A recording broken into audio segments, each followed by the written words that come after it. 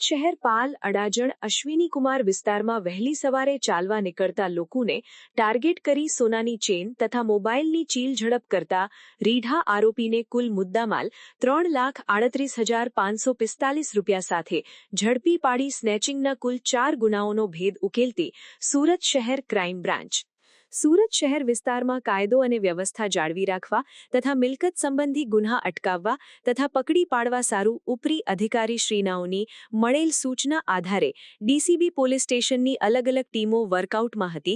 દરમિયાન zone 7A extortion સ્ક્વોડના police અધિકારી માણસોને મળેલ બાતમી હકીકત આધારે આરોપી સાહિલ ઉર્ફે શાહ ઉર્ફે વસીમ શેખ રહેવાસી સુરત નાઓને ભેસ્તાન આવાસ પાસેથી અલગ અલગ કંપનીના મોબાઈલ ફોન નંગ 3 તથા સોનાનું પેન્ડન્ટ તથા એક્સેસ મોપેડ સાથે મળી કુલ 3,38,545 રૂપિયા મુદ્દામાલ સાથે ઝડપીને કાયદેસરની કાર્યવાહી કરવામાં આવેલ છે.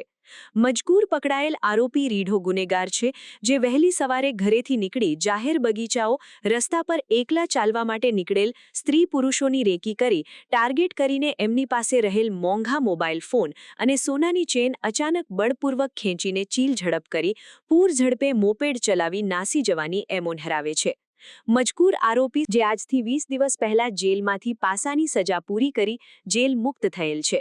જેલમાંથી છૂટ્યા બાદ પોતાની પાસે રહેલ એક્સેસ મોપેડ પર વહેલી સવારે નીકળી પાલ વિસ્તારમાં અલગ અલગ 3 રાહદારીઓને ટાર્ગેટ કરી એક સોનાની ચેન એક સોનાનું પેન્ડન્ટ લઈને નાસી ગયેલ હતો. તેમજ અડાજણ અશ્વિનીકુમાર પોલીસ સ્ટેશન વિસ્તારમાંથી 2 આઈફોન સ્નેચિંગ કરેલ હોવાનું કબૂલ કરેલ છે.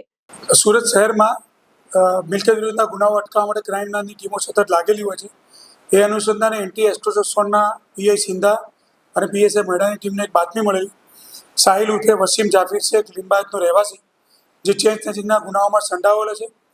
અગાઉ પણ એના વિરુદ્ધમાં 6 અલગ અલગ પોલીસ સ્ટેશનમાં ગુનાઓ છે અને પાસામાં જઈને આવેલો છે 20 દિવસ પહેલાં.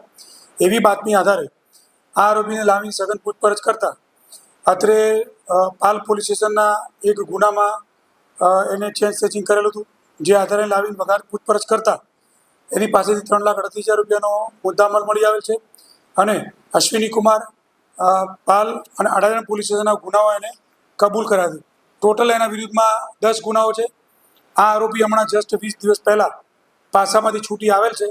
અત્યારે એને અટક કરી વધુ કાર્યવાહી માટે અશ્વિનીકુમાર પોલીસ સ્ટેશનમાં સુપરત કરવામાં આવેલ છે.